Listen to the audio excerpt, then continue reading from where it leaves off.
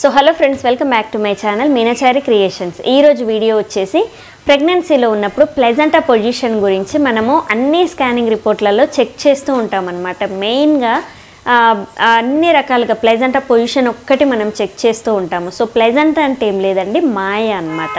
So ఈ మాయ position అనేది ఎటువైపు ఉండాలి ఏంటి అనేది చాలామంది వెతుకుతూ ఉంటారు. అండ్ నేను కూడా స్కాన్ రిపోర్ట్ రాగానే వెతికేదాన్ని.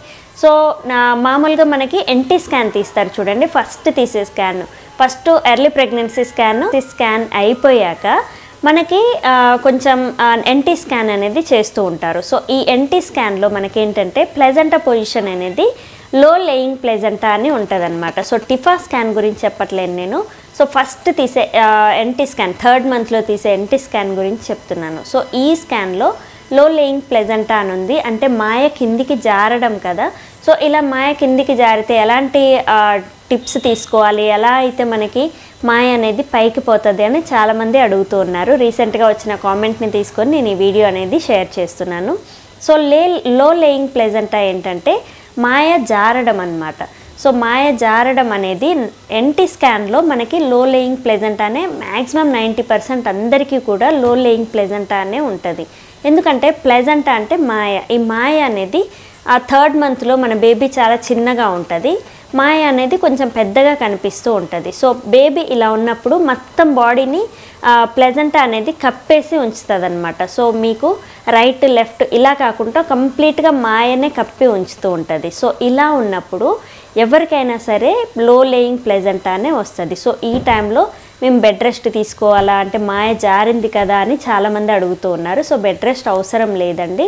సో ఈ లో లేయింగ్ ప్లెజెంటా అనేది 3rd మంత్లో ఎవరికైనా ఇలానే వస్తుంది. ఎందుకంటే అప్పుడు బేబీ చిన్నగా ఉంటుంది కాబట్టి ఈ మాయ అనేది ఎక్కడ మొత్తం కవర్ అయి ఉన్నట్టుగా కనిపిస్తూ ఉంటుంది. అందుకే స్కాన్లో మనకి లో లేయింగ్ ప్లెజెంటా అని వస్తూ ఉంటుంది.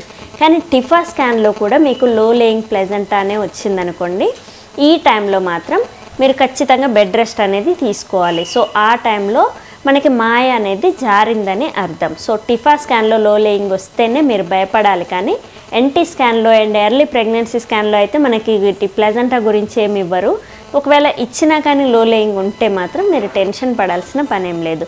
టిఫా స్కాన్లో ఉంటే మాత్రమే మీరు లో లేయింగ్ ప్లెజెంటా అని, మాయ జారింది అని అర్థం. అండ్ మీరు కంప్లీట్ బెడ్ రెస్ట్ తీసుకోవాలి. అండ్ తర్వాత మళ్ళీ లో లేయింగ్ ఈ టిఫా స్కాన్లో ఇలా వస్తుంది కదా, దీని తర్వాత గ్రోత్ స్కాన్ అనేది తీస్తారు మనకి 8వ నెలలో. ఈ టైంలో మనకి ప్లెజెంటా పొజిషన్ అనేది యాంటీరియర్ కానీ పోస్టీరియర్ కానీ రావాలి, అంటే ఎడమ పక్క కానీ కుడి పక్కకి కానీ రావాలన్నమాట. ఇలా వచ్చింది అంటే మాత్రం ఖచ్చితంగా మీరు ఇంకా బెడ్ రెస్ట్ అనేది తీసుకోవసరం లేదు ఆ టైంలో. అండ్ ఎన్టీ స్కాన్లో మాత్రం యాంటీరియర్ పోస్టీరియర్ ఇలా ఉండదు స్కాన్ అనేది.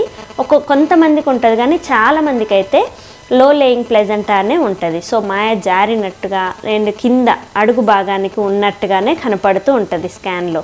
సో దీని గురించి మీరు టెన్షన్ పడాల్సిన పనేం లేదు. టిఫా స్కాన్లో ఇలా ఉంటే మాత్రం ఖచ్చితంగా బెడ్ రెస్ట్ అనేది కంప్లీట్గా తీసుకోవాలి. సో ఇలా లేకుండా మీకు ఎన్టీ స్కాన్లో ఉంటే మాత్రం నో ప్రాబ్లం, తీసుకోవాల్సిన అవసరం లేదు. సో లో లేయింగ్ ప్లెజెంటా అనేది స్కానింగ్ రిపోర్ట్లలో ఎన్టీ స్కాన్లో ఎందుకు వస్తూ ఉంటుంది అండి, ఇలా వస్తే మనము బెడ్ రెస్ట్ తీసుకోవాలా అండ్ ఈ ప్లెజెంటా పొజిషన్ అండ్ ప్లెజెంటా లో లేయింగ్ అంటే ఏంటి అనే దాని గురించి ఈరోజు అయితే మనం క్లియర్గా తెలుసుకున్నాం కదా.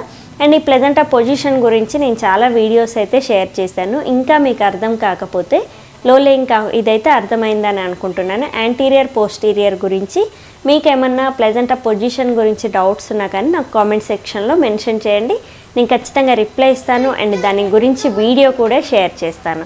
సో చూసారు కదా ఈరోజు వీడియో, లో లేయింగ్ ప్లెజెంటా అంటే ఏంటి అండ్ దీని గురించి ఎక్స్ప్లెయిన్ చేయండి అండ్ బెడ్ రెస్ట్ అవసరమా అనే దాని గురించి ఈరోజు వీడియోలో క్లియర్గా తెలుసుకున్నాం కదా.